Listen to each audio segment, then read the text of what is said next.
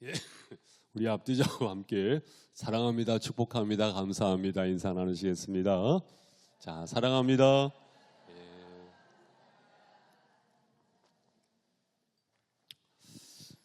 여러분, 솜씨 하면은 요리 솜씨도 있을 수 있고, 우리 성도님들, 권사님들, 집사님들 요리 솜씨 참 좋으시잖아요. 요리 솜씨가 있을 수 있겠고, 그림 솜씨가 있을 수 있겠고, 또 글 솜씨가 있을 수 있겠고, 만들기 솜씨가 있을 수 있겠고, 우리 한국 사람들 같은 경우에는 유독히 솜씨가 좋다고 하죠. 제가 한국인 에너지라는 책을 보니까 그런 설명을 했던데, 보통 젓가락을 사용하는 민족이 우리나라 사람하고 중국 사람하고 일본에서 젓가락을 사용한다고 하죠. 그런데 젓가락을 사용하는 민족이 머리가 뛰어나대요. 왜냐하면 어렸을 적부터 손가락 운동을 하니까. 그런데 중국이나 일본 같은 경우에는 무슨 젓가락을 사용합니까? 나무 젓가락을 사용하잖아요. 그런데 한국 사람들은 무슨 젓가락이에요? 쇠젓가락. 미끄러지지도 않는가 봐요. 여러분, 3살, 4살, 5살 때부터 쇠젓가락 2개로 밥풀 하나를 정확하게 딱 집어내잖아요. 와, 그렇게 어렸을 적부터 손가락을 운동을 하니 머리가 안 좋을 수가 있느냐고요. 만들기도, 반도체도 잘 만들고, 의술 같은 경우 한국 사람처럼 수술을 잘하는 의사들이 별로 없다고 하죠. 그런데 제가 이 시간에는 이렇게 글솜씨나 요리솜씨나 어떤 만들기 솜씨를 이야기하려고 하기보다는 솜씨 중에서도요, 이 말솜씨라는 것이 있습니다. 뭐가 있다고요? 말솜씨라는 것이 있다는 것입니다. 이 말솜씨를 가지고 우리가 교회를 잘 세워가자라는 의도입니다. 하나님께서 이 종에게 그 마음을 부어주셨고, 또한 그 은혜를 이 시간 함께 나눌 수 있기를 소망합니다. 여러분, 말솜씨의 수준은 어떠하십니까? 여러분 아시는 잠언 15장 4절 말씀에 보니까 온순한 혀는 곧 생명나무이지만 패역한 혀는 마음을 상하게 하느니라. 온순한 혀가 있고 패역한 혀가 있다는 거예요. 마음을 상하게 하는 것보다 생명나무이지만, 여러분, 온순한 혀란 무엇입니까? 성숙한 말, 그렇죠? 훈련된 언어, 영적으로 성장되어진 그런 언어 생활을 말하는 것이죠. 그런 언어 생활을 열어갈 수 있는 참된 그리스도인이 되시기를 주님의 이름으로 축복합니다. 그 사모함 속에서 우리는 오늘 말씀을 만날 수가 있겠어요. 우리 첫 절이었죠. 25절 우리 함께 읽겠습니다. 시작. 그런즉 거짓을 버리고 각각 그 이웃과 더불어 참된 것을 말하라. 이는 우리가 서로 지체가 됨이라. 아멘. 거짓을 버리라, 그 말씀입니다. 이 말, 언어 생활을 할 때 거짓을 버리고. 여러분 아시다시피 에베소서 말씀은 주제가요, 교회론입니다. 교회론. 이 교회를 세워가는 데 있어서 중요한 것 중에 빠뜨릴 수 없는 것이 바로 이 말 언어인데요, 그 가운데 거짓을 버리라고 말씀하고 있습니다. 거짓의 유혹, 거짓의 충동, 그것을 버리라는 것입니다. 사실상 이 거짓의 역사는요, 거슬러 올라가면 에덴 동산까지 거슬러 올라가게 되더라고요. 창세기 2장 17절 말씀에 보니까 선악을 알게 하는 나무의 열매는 먹지 말라. 내가 먹는 날에는 반드시 죽으리라. 하나님께서 말씀을 하셨죠. 그런데 여러분, 하와가 어떻게 합니까? 동산 중앙에 있는 나무의 열매는 하나님의 말씀에 너희는 먹지도 말고 만지지도 말라, 너희가 죽을까 하노라 하셨느니라. 아담과 하와의 고백이에요. 죽을까 하노라. 하나님은 뭐라고 말씀하셨어요? 죽는다고 말씀하셨잖아요. 그런데 죽을까 하노라. 이 틈을 타고 마귀가 역사하죠. 너희가 결코 죽지 아니하리라. 이 마귀가 이렇게 틈을 타고 들어오잖아요. 그런데 사실상 죽을까 하노라 이렇게 한 것은 사실 사탄 마귀가 가룟 유다에게도 예수를 팔려는 생각을 넣은 것처럼 바로 그 유혹을 이미 한 것이죠. 그렇기 때문에 자기 입장에서 이야기를 하는 거예요. 그렇습니다. 거짓은요, 극한 이기성 속에서 오는 거잖아요. 자기 이기성 속에서 사실 거짓을 만들어내는 것 아니겠습니까? 그런 일이 교회에서는 있어서는 안 될 줄로 믿습니다. 교회는 그 어느 곳보다도, 어느 공동체보다도 진실로 맺어가는 관계성, 진실로 다져가는 공동체라고 믿습니다. 그렇기 때문에 거짓을 버리고 진실함으로 관계를 맺어가야 돼요. 그것이 하나님이 원하시는 뜻이죠. 여러분, 제가 종종 말씀드린 바가 있습니다마는 거짓에 대한 가장 무서운 심판이 뭐예요? 거짓에 대한 가장 무서운 심판은 무엇이냐면요, 언젠가 진실을 말해도 믿어주지 않는 것, 그것이 가장 큰 심판이더라고요. 대표적인 예가 여러분 늑대와 소년 이야기 아시잖아요. 그렇습니다. 우리가 이것을 버려야 합니다. 거짓을 버려야 할 줄로 믿습니다. 또한 우리의 말, 우리의 언어 속에서 26절 말씀에 보니까 무슨 말씀이 있습니까? 분을 내어도 죄를 짓지 말며 해가 지도록 분을 품지 말고. 분을 내어도요, 죄를 짓지 말래요. 이 분이 일어난다는 것은요, 사실 어떻게 보면 감정 중에 하나예요. 건강한 감정 중에 하나입니다. 우리 예수님도 분을 내셨습니까? 안 내셨습니까? 예수님도 분을 내셨잖아요. 성전을 청결시키기 위해서 분을 내셨어요. 이 분이 있을 수 있어요. 그런데 분을 내어도 죄를 짓지 말며, 이 말씀은 뭐예요? 잘 다스릴 수 있어야 한다는 것입니다. 조절할 수 있어야 한다는 것입니다. 컨트롤할 수 있어야 한다는 것입니다. 폭발시키기보다는 그것을 잘 조절할 수 있어야 한다는 것입니다. 그러면 우리는 어떻게 그 분을 잘 조절하고 다스리고 컨트롤할 수가 있겠습니까? 먼저는 이것을 생각해 보십시오. 여러분, 출애굽기서 말씀을 묵상도 하시기도 하시고 필사를 하기도 하시고 읽기도 하시고 그렇게 하셨단 말씀이죠. 저도 이번에 새롭게 출애굽기 말씀을 좀 더 자세히 보면서 그렇구나 깨달은 것이 있어요. 그것이 무엇이냐면 모세도요 막 분을 냈더라고요. 이스라엘 백성도 막 분을 냈더라고요. 불평하고 막 분을 냈더라고요. 화를 냈더라고요.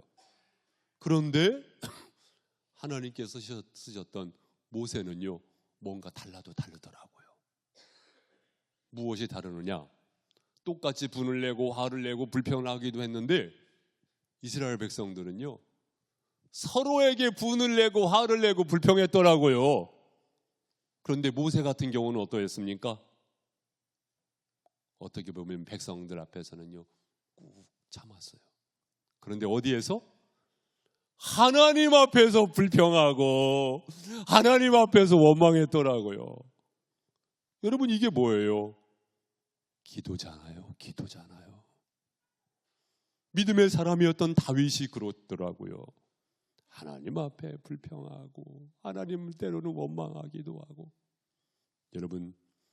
여러분도 하나님 앞에 고자질할 거 있으면 다 고자질하시기 바랍니다. 쏟아 놓으시기를 바랍니다. 그게 기도예요. 그게 기도 아니겠습니까? 하나님 앞에서 우리가 가릴 만한 것이 무엇이 있겠습니까? 하나님 앞에 솔직한 감정을 다 드러내고 고백하는 것입니다. 그런 가운데 하나님께서, 토기장이 되신 하나님께서 기도의 사람을요 빚어가시더라고요. 기도하면 가장 큰 놀라운 역사가 하나님께서 기도의 응답을 주시기도 하시죠. 그것도 놀라운 역사입니다마는 또 다른 놀라운 하나님의 역사가 무엇이냐면 기도하면 물방울 떨어지듯이 한 방울, 두 방울, 세 방울 물방울 떨어지듯이 기도하는 삶을 살면 기도자가 바뀌어가더라고요. 이것이 놀라운 은혜가 아니겠습니까? 우리는 하나님 앞에 기도함으로 분을 다스릴 수가 있다는 말씀입니다. 또한 말씀 보신 바와 같이 마귀에게 틈을 주지 말라. 그러니까 해가 지도록 분을 품지 말고 마귀에게 틈을 주지 말라. 자칫 마귀에게 틈을 줄 수 있다는 거예요. 우리 예수님은 구름 타고 오시지만 마귀는 틈 타고 온다니까요. 틈을 주지 말라고요. 틈을 주지 말라. 그러하기 위해서 말씀에 무엇을 당부하셨습니까? 해가 지도록 분을 품지 말고. 분을 품을 수 있지만 해가 지도록, 다시 말하면 하루 넘기라 넘기지 마라. 하루 넘기지 마라. 그 말씀입니다. 은혜도요, 묵상하면 묵상할수록 눈덩이처럼 커지지요. 그런데요, 분도 그렇습니다. 묵상하면 묵상할수록 눈덩이 커지듯이 커지는 것이 분입니다. 처음에는 섭섭했다가 그 다음에는 화가 일어나고 그 다음에는 화가 분이 폭발하게 되고 그 다음에는요 증오가 불타게 되고 이것이 바로 분입니다. 분입니다. 그렇기 때문에 하루에를 넘기지 말라고. 여러분 잠자리에 들어가시면서요 그냥 죽으세요. 무슨 말씀이냐면요, 저 항상 그렇게 스스로에게 되뇌입니다만은 나는 오늘 밤 죽는다. 그러면요 꿀잠 주무시고 일어납니다. 5만 가지 생각을 다 집어지고 잠자리 들어가지 마시고 나는 죽는다. 그래 보세요. 단잠 꿀잠 주무시고 일어날 겁니다. 분이 그렇습니다. 품고 잠자리 들어가지 마시고 그날 해결하세요. 해결하세요. 해결하세요. 우리 언어 속에 이 분으로 인하여서 실수하는 일이 없어야 하겠습니다. 또한 29절 말씀 우리 성도님들 읽어보시기 바랍니다. 시작. 무릇 더러운 말은 너희 입 밖에도 내지 말고 오직 덕을 세우는 데 소용되는 대로 선한 말을 하여 듣는 자들에게 은혜를 끼치게 하라. 아멘. 더러운 말을 입 밖에도 내지 마라 말씀하고 있죠. 더러운 말, 오직 덕을 세우는 데 소용되는 대로 선한 말을 하여. 더러운 말, 여러분 더러운 말은 무엇입니까? 덕을 세우지 못하는 말이죠. 그러면 선한 말은 무엇입니까? 덕을 세우는 말입니다. 할렐루야. 누구의 덕을 세우는 거예요? 내 덕 세우는 것이 아니고 하나님의 덕을 드러내시기를 주님의 이름으로 축복합니다. 무엇을 통해서? 말을 통해서, 언어를 통해서 하나님의 덕을 세우는 거예요. 또 반복하잖아요. 은혜를 끼치게 하라. 은혜를 끼치라. 그 말씀입니다. 말로요, 은혜를 끼치는 말이 있는가 하면 은혜를 까먹는 말이 있습니다. 은혜를 까먹는 말은 어떤 말일까요? 저는 이렇게 강조해드리고 싶어요. 극단적인 말. 공든탑 무너지듯이 은혜를 까먹어요. 은혜를 잊어버려요. 은혜를 또한 잊어버리게 해요. 극단적인 말이 그렇습니다. 극단적인 말을 한 번, 두 번 사용하다 보면 자칫 습관이 될 수가 있더라고요. 극단적인 말이 어떤 말이 있어요? 이런 말이 있죠. 나 지금 나가버릴 거야. 이 극단적인 말이거든요. 그래, 이혼해. 이 극단적인 말이거든요. 교회로 말하면 나 그러면 교회 안 나올 거야. 목사에게 가장 상처되는 말입니다. 극단적인 말이거든요. 극단적인 말이거든요. 나 죽을 거야. 극단적인 말이거든요. 나 당신 이제 안 볼 거야. 극단적인 말이거든요. 자칫 이것이 습관이 되지 않도록 해야 합니다. 이러한 극단적인 말이 가정에서나 교회에서나 앞으로 있기 없기? 다시 있기 없기? 없기. 그렇죠. 이것은 결코 덕을 드러내지 못합니다. 우리는 선한 말을 사용하여야 합니다. 선한 말은 무엇을 말씀드릴 수 있을까요? 상대방을 존중하는 말, 선한 말이죠. 그렇죠. 겸손함으로 각각 자기보다 남을 낮게 여기라고 말씀하셨잖아요. 상대방을 존중하는 말입니다. 그러기 위해서 제가 우리 성도님들에게 제안을 드리고 강조해드리고 싶은 말은, 여러분, 존중하는 말이 뭐예요? 경어죠. 경어죠. 존칭이죠. 존댓말이죠. 사랑하는 성도 여러분, 주님의 몸된 교회 공동체 안에서 서로에게 경어를 사용하실 수 있기를 바랍니다. 나이가 좀 밑에 분이라 하더라도요, 존댓말을 하세요. 어떤 분은 윗분인데도 이봐 어디 가나 이러시죠. 그러서는 안 됩니다.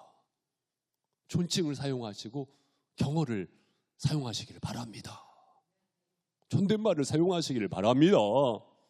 아이, 목사님, 나 이전 교회는요, 친한 사이에는요 말 왔어요. 그 교회 가셔서는 그렇게 하세요. 우리 교회에서는 서로 존댓말 사용하시기를 바랍니다. 그렇습니다. 상대방을 세우는 말, 상대방을 세우는 말, 선한 말 중에 말이죠. 그리고 또한 가능성을 열어주는 말, 비하하기보다 그 사람의 가능성을 열어주는 말. 우리 예수님도 시몬에게 장차 개바라 하리라. 개바는 번역하면 베드로라. 베드로가 뭐예요? 너는 반석 같은 사람이 될 거야. 너는 바위 같은 사람이 될 거야. 가능성을 열어주는 말, 그 말입니다. 그것을요, 자기 자신에게 격려를 해주세요. 상대방에게도 자기 자신에게도. 자신에게 가장 큰 영향을 주는 사람은요, 사실 결국은 자기 자신이거든요. 자기 자신을 많이 격려하시기를 바랍니다. 나는 믿습니다. 스스로에게, 믿음의 사람인 스스로에게 그런 가운데 용기를, 그러한 가운데 치유를, 그러한 가운데 하나님께서 회복시켜 주시는 놀라운 은혜의 주인공이 되시기를 주님의 이름으로 축복합니다.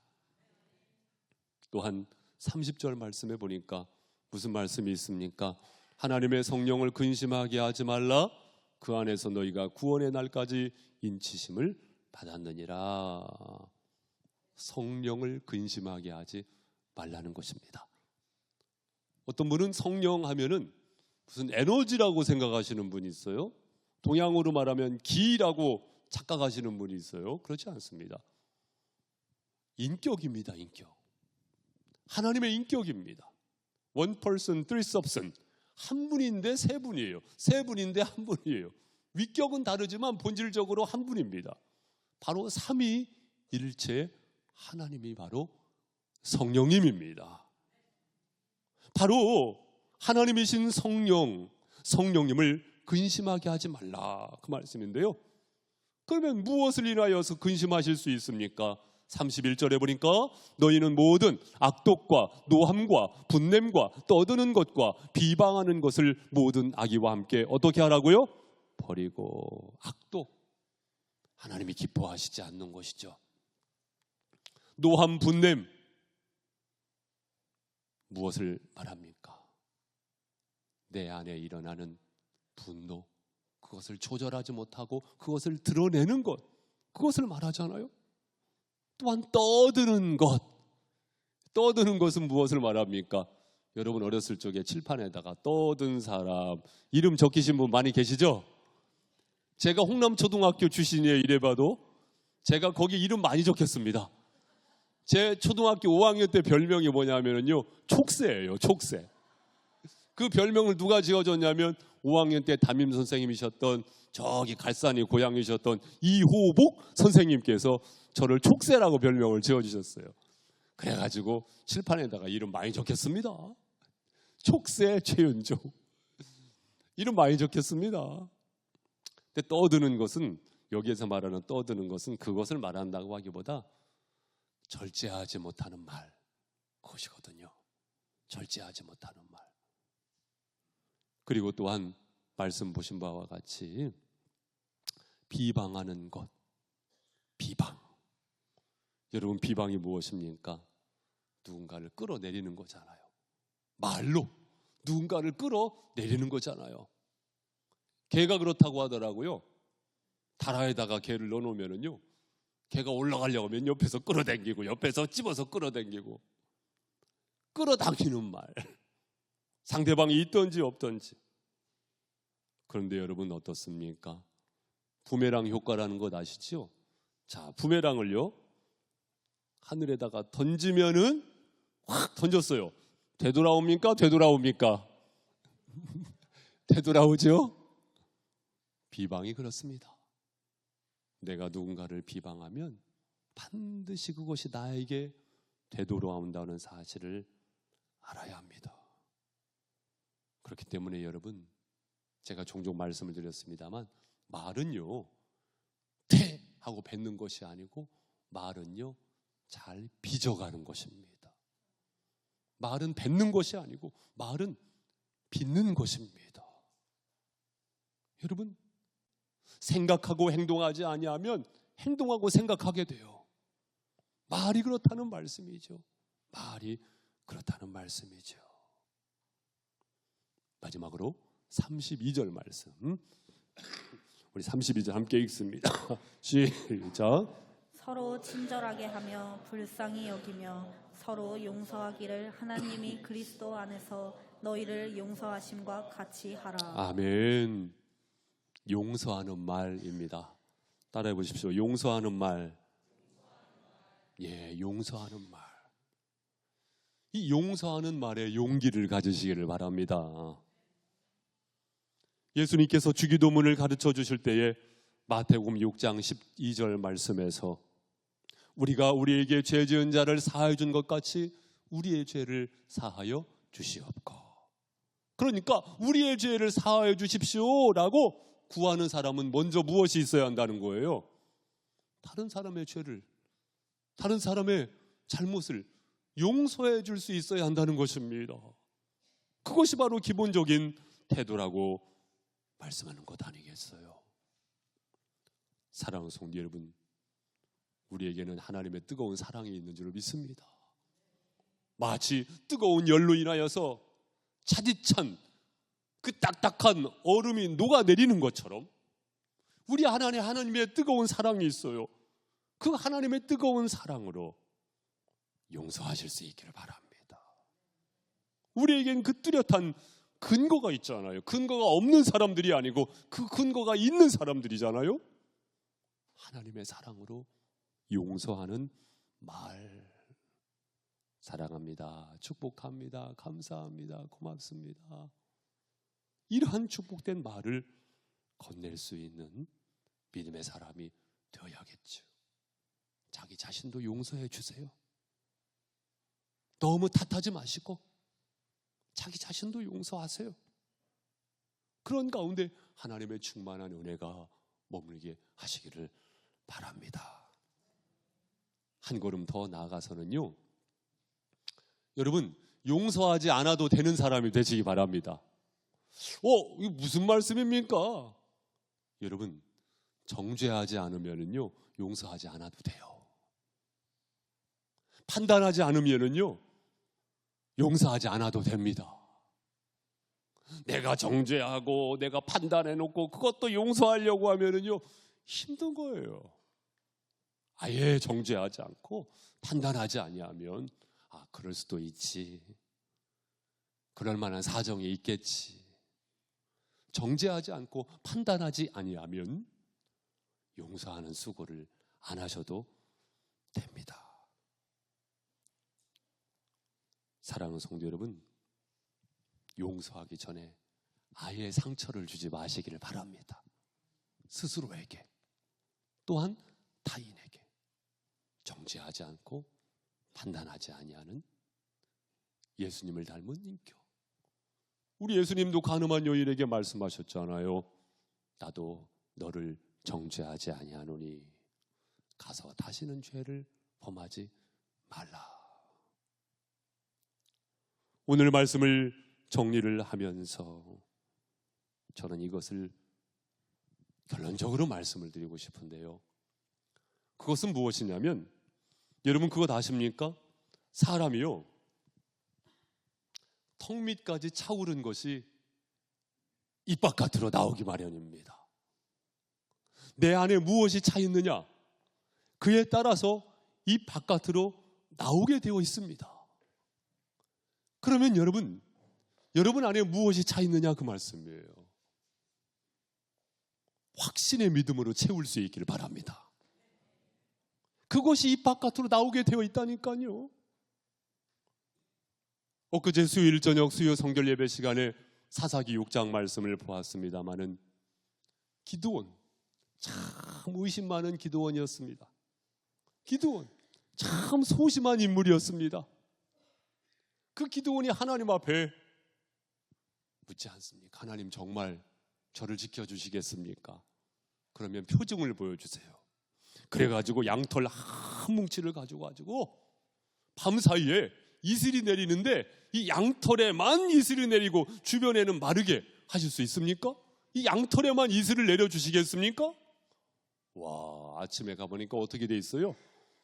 양털에 이슬이 내려가지고 축축하게 젖어 있어가지고 기드온이 그 양털을 짜니까요, 아 글쎄 물이 글쎄 가득 찬지라. 여기에 또 기드온이 또 하나님 앞에 묻습니다. 하나님, 그러면 이번에는 양털에는 이슬이 내리지 않더라도 주변을 축축하게 적셔줄 수 있습니까? 주변에만 이슬을 내려줄 수 있겠습니까? 하나님께서 그렇게 해주시잖아요. 표정을 보여주시지 않습니까? 그러면 하필이면 이 표정을 왜 기드온이 사모했고 하나님께서 그 표정을 왜 보여주셨을까요? 성경에는 언제나 양이 무엇을 상징하는 것입니까? 여호와는 나의 목자시니 내게 부족함이 없으리로다. 그가 나를 푸른 초장에 이르시며 쉴만한 물가로 인도하시는도다. 이 양은요, 나를 말하는 겁니다. 이슬은 무엇일까요? 언제나 성경에서 이슬은요, 하나님의 은혜를 말합니다. 제가 그쪽에 성지순례를 가보니까 기후가 그렇더라고요. 우리는 수시로 비가 내리잖아요. 거기는 비가 거의 잘 내리지 않아요. 그래서 일상생활 속에서 풀들이 자라날 때 이슬 먹고 자라나요. 풀들이 자라나면 양떼가 그 풀을 또 뜯어먹고 살아요. 이슬 없으면 메마른 땅이 돼버리는 거예요. 그렇기 때문에 이슬은 하나님의 은혜를 말하는 것입니다. 자, 바로 이것입니다. 하나님께서 내가 어디 있든지 나에게 특별한 은혜를 주실 수 있겠습니까? 하나님의 그 은혜를 나에게 내가 어디 있든지 하나님의 은혜를 약속해 줄 수 있겠습니까? 시편 139편 9절 말씀해 보니까 내가 새벽 날개를 치며 바다 끝에 가서 거주할지라도 거기에서도 주의 손이 나를 인도하시며 주의 오른손이 나를 붙드시리이다. 할렐루야. 어디 있든지 하나님께서 나를 그렇게 지키시고 은혜 베풀어 주실 수 있겠습니까? 그렇다. 그 약속이죠. 그리고 무엇입니까? 내가 어디 가든지 나로 인하여서 그곳에 그 사람들에게 하나님의 은혜를 약속해 주실 수 있겠습니까? 요셉이 그랬더라고요. 요셉이 가는 곳마다 하나님의 은혜가 임하더라고요. 할렐루야.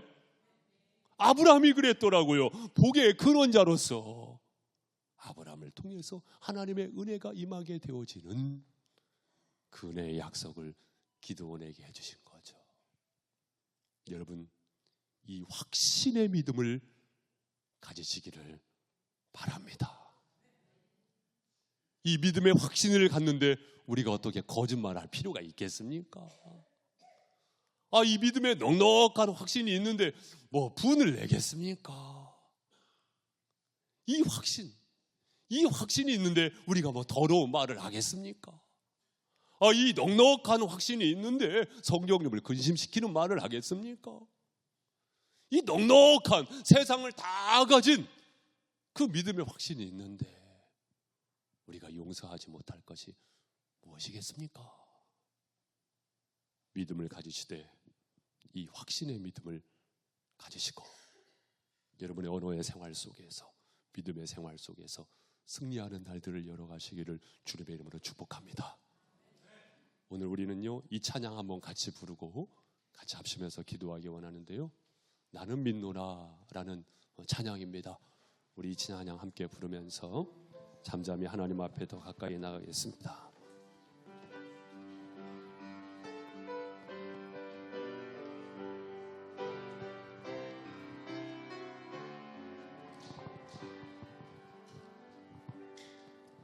깊은 슬픔 가운데 홀로 방황할 때에 주님은 나를 위로하시네. 힘든 세상 일 속에 지쳐 쓰러질 때도 주님은 나를 인도하셨네. 나는 믿노라 하나님이 함께 하심을. 나는 믿노라 하나님이 함께 하심을. 나는 믿노라 하나님이 나와 함께 하심을. 나는 믿노라.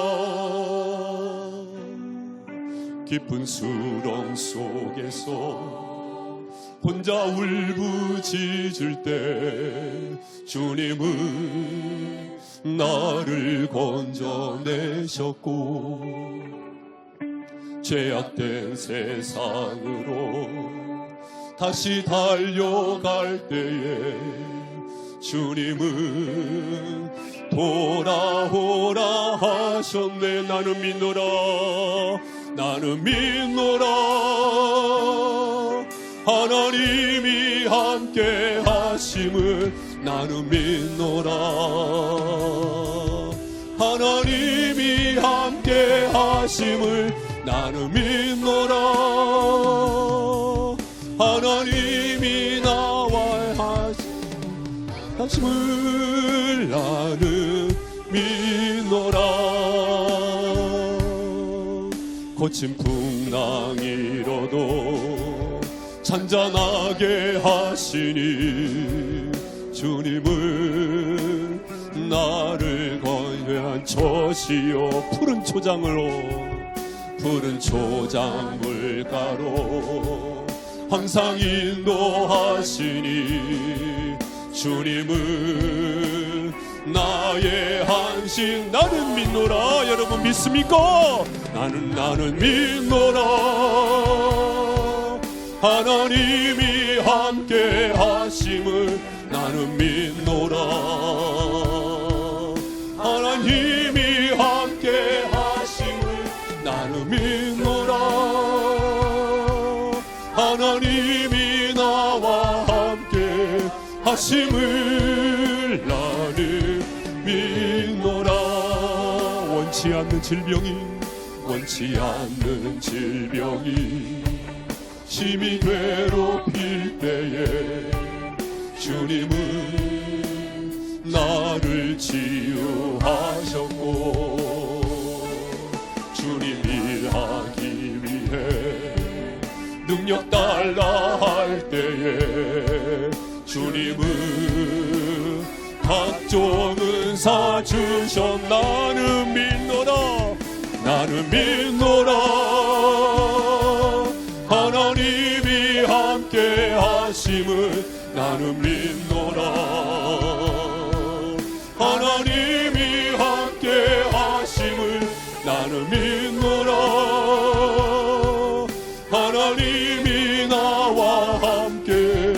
하심을 나는 우리 두 손 들고 찬양합니다. 나는 믿노라 나는 믿습니다. 나는 믿노라 하나님이 함께 하심을 나는 믿노라 하나님이 함께 하심을 나는 믿노라 하나님이 나와 함께 하심을 나는 한 번 더 나는 믿노라 할렐루야 나는 믿노라 하나님이 나의 하심을 나는 믿노라 하나님이 함께 하심을 나는 믿노라 하나님이 나와 함께 하심을 나는 믿노라. 우리 함께 기도하실 때 그렇습니다. 나는 믿습니다. 하나님의 함께 하심을 믿습니다. 다시금 믿음의 자리로 돌아옵니다. 다시금 믿음의 사람으로 돌아옵니다. 그 믿음으로 행복한 언어의 생활과 그 믿음으로 믿음의 생활 가운데 은혜가 되고 덕이 되고 하나님의 은혜와 축복의 통로가 되어지는 내가 되겠습니다. 성령님 인도하여 주시옵소서. 우리 다 함께 주여 한번 부르고 기도하겠습니다. 주여